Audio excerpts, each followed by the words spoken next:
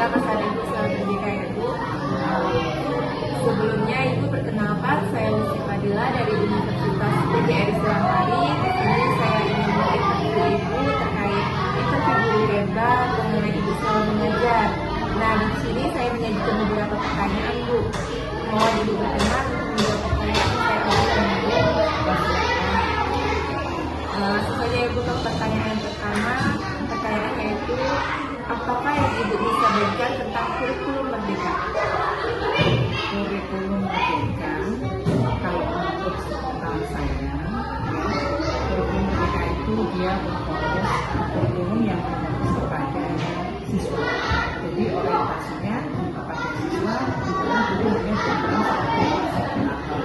Karena tujuan kurikulum merdeka itu adalah menciptakan suasana belajar yang pasti menyenangkan, kemudian siswa lebih aktif. Jadi sasarannya semua adalah yang bergerak adalah siswa. Ya, Lalu pertanyaan kedua, bagaimana pandangan Ibu setelah menerapkan kurikulum merdeka ini? Untuk penerapan kurikulum merdeka yang alhamdulillah sudah kita laksanakan ya di sekolah ini, yang pastinya banyak perbedaan dengan kurikulum lama ya. Pandangan kami sendiri untuk kurikulum merdeka ini pasti yang pertama memberikan tantangan oleh guru sendiri. Tantangannya apa? Banyak. Di situ guru dituntut untuk berkreativitas ya. Kemudian guru dituntut untuk berinovasi. Karena apa? Memberikan stimulus kepada siswa agar mereka lebih mandiri, lebih kreatif, dan mereka yang bergerak adalah siswanya, bukan gurunya. Lalu pertanyaan berikutnya, perbedaan mendasar apa yang Ibu rasakan antara kurikulum sebelumnya dengan kurikulum merdeka Bu? Kalau perbedaannya, kalau ditinjau dari proses penerimaan dan akhir, kalau kurikulum lama itu dia berorientasi pada hasil akhir siswa, tidak terlalu fokus bagaimana proses belajarnya seperti apa, yang pastinya dia fokus kepada hasil akhir siswa. Nah, sedangkan di kurikulum merdeka lebih mengutamakan pada fokus proses pembelajarannya. Bagaimana siswa? Karena karakter siswa itu kan beda-beda ya, nggak akan sama seperti itu. Kita nggak bisa menjadi anak di hasil akhir dia kecil terus kita katakan bahwa dia tidak mampu, tidak bisa. Jadi proses dia dalam menemukan masalah, kemudian dalam menyelesaikan masalah itu lebih diutamakan. Itu di kurikulum merdeka. Jadi perbedaannya pada proses penilaiannya, kurikulum lama dia fokus hanya pada hasil akhir, sedangkan pada kurikulum merdeka dia fokus pada proses pembelajaran. Itu salah satu. Pertanyaan selanjutnya, apakah yang Ibu sukai dari implementasi kurikulum merdeka ini?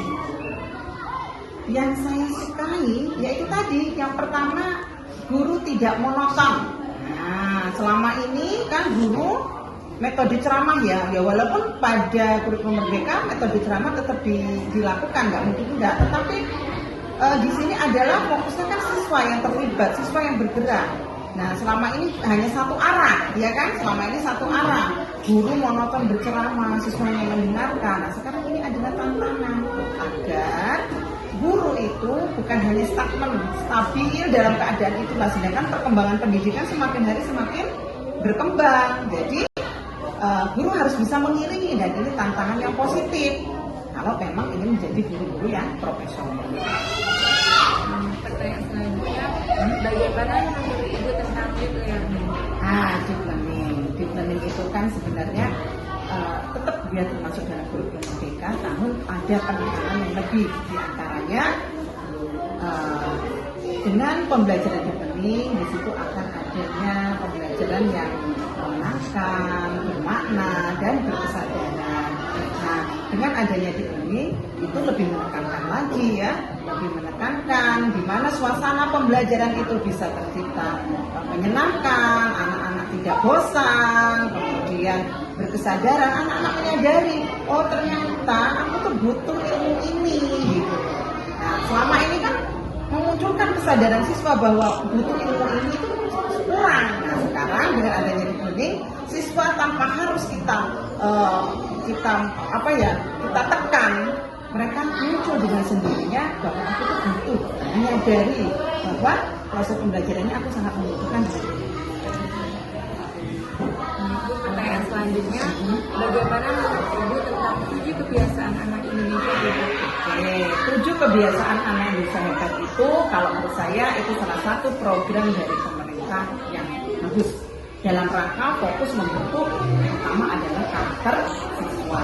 Bukan hanya pembelajaran kognitifnya ya, tetapi kita juga lebih mengutamakan karakter dalam rangka membentuk karakter ya.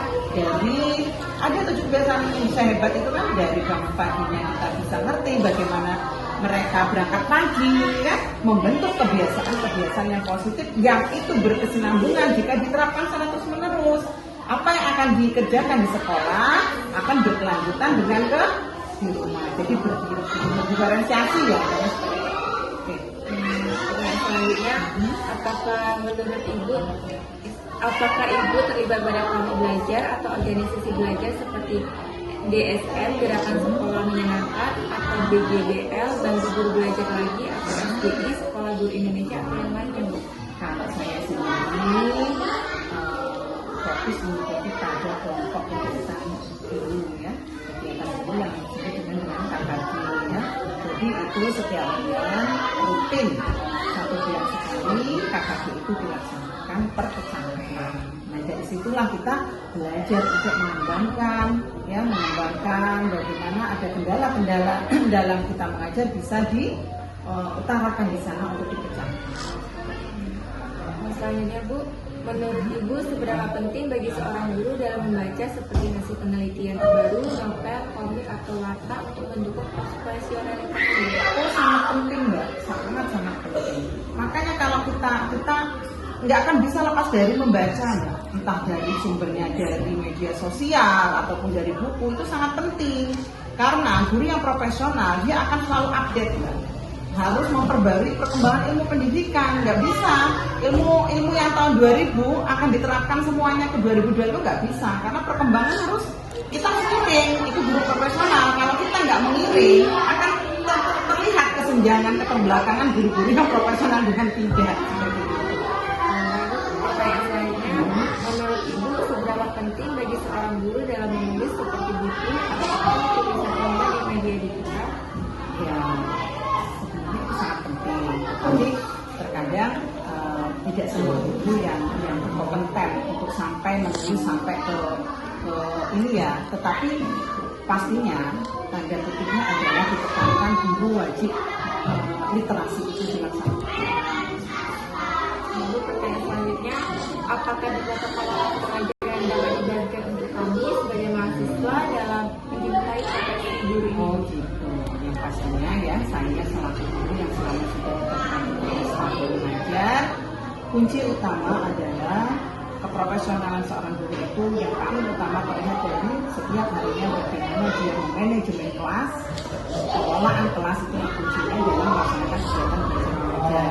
Mbak sendiri akan terlihat bahwa antara teori dengan praktek itu biasanya tidak seimbang, tidak sejalan yang apa yang kita impikan. Idealnya seperti secara teori, idealnya seperti ini, ternyata di lapangan berbeda. Nah dari situlah kita harus pintar, harus belajar pengalaman, hari ini kendala apa yang temukan, besok diperbaiki lagi, berinovasi lagi untuk KBM itu berjalan dengan baik. Selanjutnya, Bu, apakah terdapat buku yang dapat direkomendasikan untuk kami mahasiswa dalam menjalani pendidikan keguruan ini sehingga bisa menjadi guru yang bertanggung jawab ke depannya? Ada beberapa ya, terserah lah ya, artinya mau berpikir apa. Yang saya tekankan adalah yang pertama, sebelum Anda menjadi guru, luruskan niat dulu. Nah, buku apa? Cari buku yang memang mungkin ini di luar dari pendidikan dulu lah intinya. Ketika kita niatkan untuk kuliah dalam pendidikan, nah minimal kalian harus meluruskan niat memang benar-benar untuk menjadi seorang pendidik.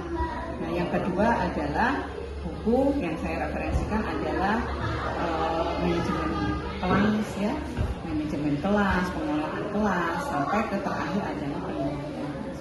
Ibu, pertanyaan terakhir, keterampilan apa yang Ibu sarankan untuk kami mahasiswa untuk pelajari agar menjadi yang guru ideal? Guru ideal itu seperti apa sih Mbak? Bapak, guru ideal itu seperti apa? Jadi guru ideal itu bukan hanya sekedar bisa menjelaskan materi, apalagi kita sebagai guru kelas, kita itu seperti model ya. Kita itu seperti model, apa yang kita lakukan itu pasti ditiru oleh anak.